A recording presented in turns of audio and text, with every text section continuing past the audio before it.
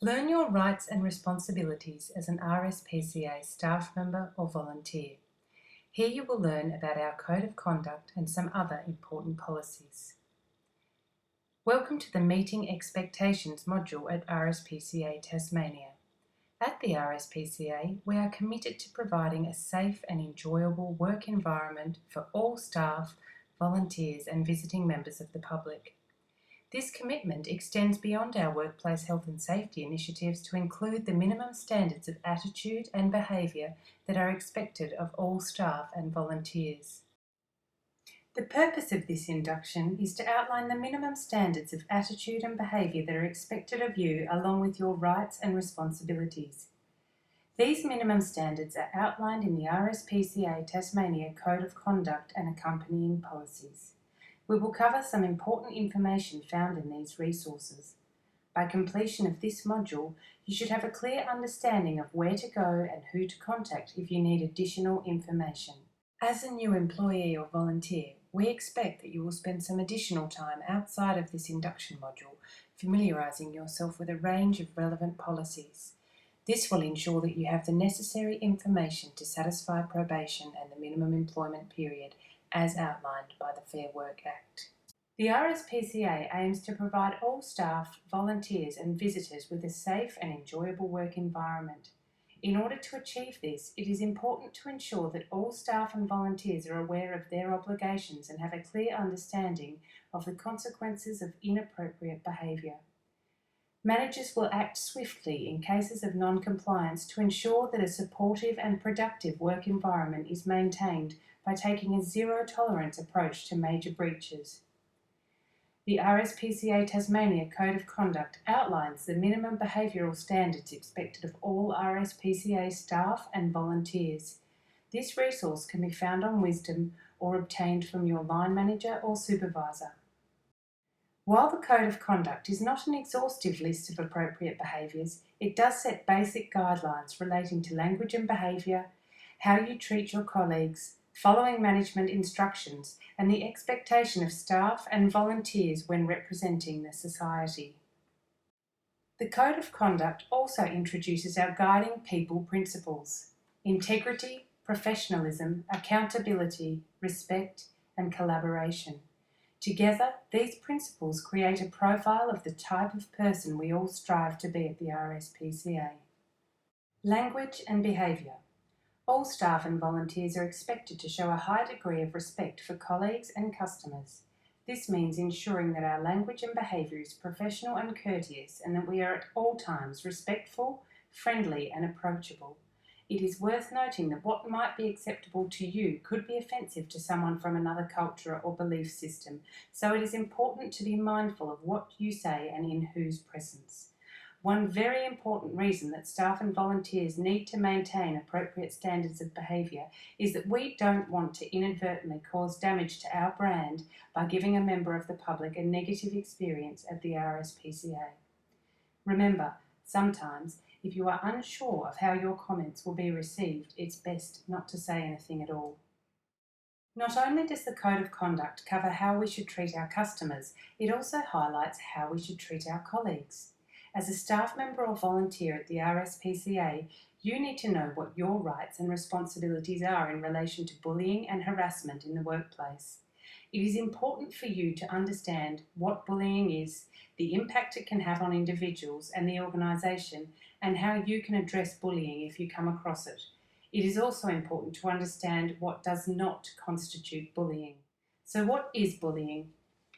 Put simply, bullying is a repeated, unreasonable behaviour directed towards a worker or their group of workers that creates a risk to their health and safety. Bullying can occur in many settings and can be carried out in many different ways: verbally, physically,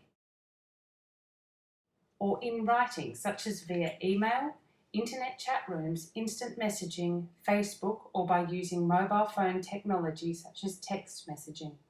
Bullying can be directed in a range of ways in a workplace: downwards, from supervisors towards workers; sideways, between workers or co-workers; and upwards, from workers to their supervisors or managers. Bullying can be directed at a single worker or at more than one worker. Bullying can have a very serious impact on both the individual and the organisation as a whole. The impact on individuals may include stress, anxiety or sleep disturbance, panic attacks or impaired abilities to make decisions, incapacity to work, concentration problems, loss of self-confidence and self-esteem, or reduced output and performance at work. In serious cases, it can result in depression or a sense of isolation, physical injury, reduced quality of home and family life, or in the very extreme, even suicide. The impact of bullying on the wider organisation might include increased absenteeism, sick leave and staff turnover, poor morale, erosion of employee loyalty and commitment, increased costs associated with recruitment, selection and training, adverse publicity and poor public image, an unsafe work environment and potential fines for breaches of the workplace health and safety legislation, legal costs incurred defending a claim of workplace bullying.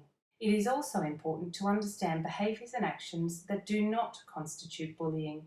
These include, but are not limited to, setting performance goals, standards and deadlines, allocating work to a worker, rostering and allocating working hours, transferring a worker, deciding not to select a worker for a transfer or promotion, informing a worker about unsatisfactory work performance, informing a worker about inappropriate behaviour, implementing organisational changes, performance management processes, constructive feedback, or downsizing.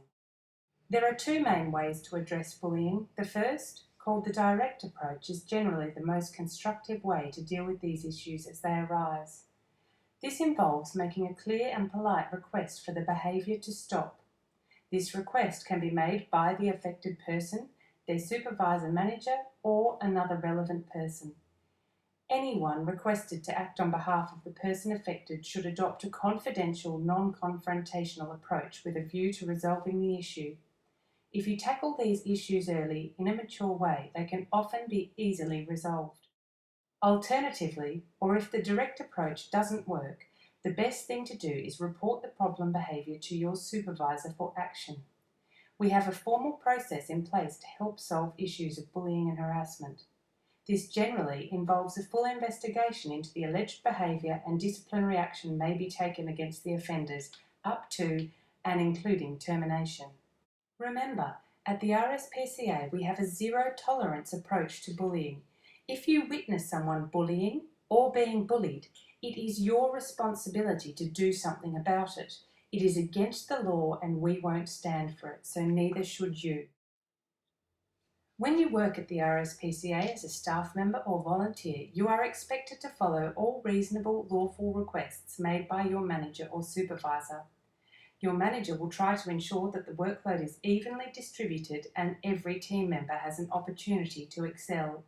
To help them in this goal, make sure that you show respect, share the workload and celebrate team successes. If you feel your manager is making an unreasonable and unlawful request, you should raise this concern with your manager in the first instance and refer to the RSPCA Tasmania grievance procedure if you are unsatisfied with their response. The RSPCA Tasmania grievance procedure policy can be found on Wisdom or from your supervisor. Your manager has been given a job to do and is responsible for ensuring that the entire department reaches its organisational goals. To help achieve this, managers are given the powers to delegate tasks to their staff. It is important that you follow these directions and contribute positively as a member of your team. Remember, a direction from your manager is the same as a direction from the CEO or General Manager of an organisation. Failure to comply with these directions will be taken very seriously. Representing the society. We've mentioned it a couple of times because it's very important. At the RSPCA, our brand is our most valuable asset. Our brand is shaped by any experiences members of the public have involving the RSPCA. To ensure that we continue to deliver on our mission of helping animals, enlightening people and changing lives, we need to ensure that no damage occurs to our brand.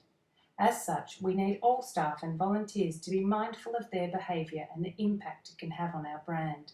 In general, staff and volunteers need to ensure that they act ethically in all dealings with members of the public. This means making sure that we don't show favouritism or change processes to cater for one individual. It also means referring potential donors onto our membership and bequest team. Never accept cash or other large donations when out in the field. In these cases, it's best to follow your nose. If you feel uncomfortable, chances are something isn't quite right, so politely refer the customer on to the right department. It is also important for our staff and volunteers to avoid conflicts of interest. For example, volunteering at the RSPCA and owning caged layer hens would be a conflict of interest, as we are trying to promote our anti-caged layer hen campaign goals at the RSPCA. If you are ever in doubt, please check with your manager or supervisor. Not only is it important to positively represent the society at work, it is also important to act appropriately in other social situations where your personal thoughts, opinions or behaviours can be tied back to the RSPCA. If you are on your way home from work and you are still wearing your RSPCA uniform, members of the public will attribute your behaviour to the RSPCA, so you must remain professional and courteous at all times. When you make comments on social forums like Facebook or Twitter, a connection can easily be made between you and the RSPCA. For this reason, it is very important that you refrain from commenting on sensitive issues such as cruelty cases or making comments when you are emotional. Again, if you are unsure whether what you have to say is appropriate, it's probably best to say nothing at all. Cases of non-compliance to social media will be taken very seriously, up to and including the possibility of termination. We have a number of policies that deal in greater detail with some of the key issues in the RSPCA Tasmania Code of Conduct.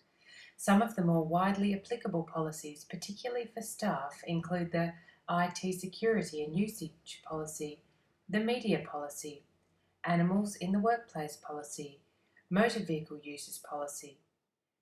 The IT security and usage policy outlines the minimum standards of behaviour expected of anyone using RSPCA Tasmania IT equipment, including internet and email services. It is important that as a new staff member or volunteer you familiarise yourself with this policy. The media policy provides basic guidelines in relation to making media statements. It outlines who the authorised representatives are and what the correct process is if you are asked to or wish to make a statement.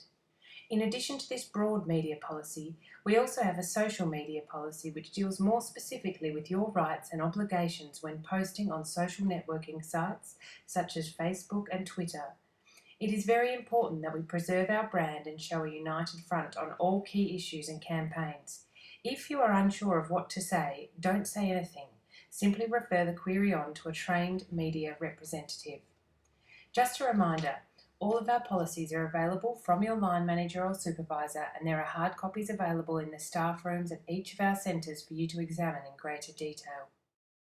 At the RSPCA, we all love our animals, but just like most other workplaces, that doesn't mean we can bring them to work with us every day. The Animals in the Workplace policy deals with this issue in greater detail and outlines the appropriate circumstances and the correct procedures for bringing an animal to work. For some staff and volunteers, driving a vehicle provided by the RSPCA is part of their day-to-day job. For those staff required to use a vehicle in the course of their duties, the Motor Vehicle Uses Policy contains important information for you. We don't have time to discuss all of our policies in the induction, but all current RSPCA Tasmania policies are available to be viewed in a folder in the staff rooms at each of our care centres, are available on Wisdom, and are available from your line manager or supervisor. It is the responsibility of all RSPCA Tasmania staff and volunteers to ensure that they remain up to speed with standardised policies and procedures. Please make sure you take the time to read and understand any policies that apply to you. Remember, ignorance is no excuse. If you are unsure of any content in an RSPCA Tasmania policy or have a question about how it applies to you, please don't hesitate to contact your line manager or supervisor, or please email rspca@rspcatas.org.au with the subject line HR Policy Query. Thank you for completing the Meeting Expectations module of the RSPCA Tasmania induction. After completion of this module, you should understand your rights and obligations as an employee or volunteer and know how to find additional information or support if required. If you are not satisfied that you have a sound understanding of these topics, please speak to the presenter after this presentation or directly to your line manager or supervisor for more information.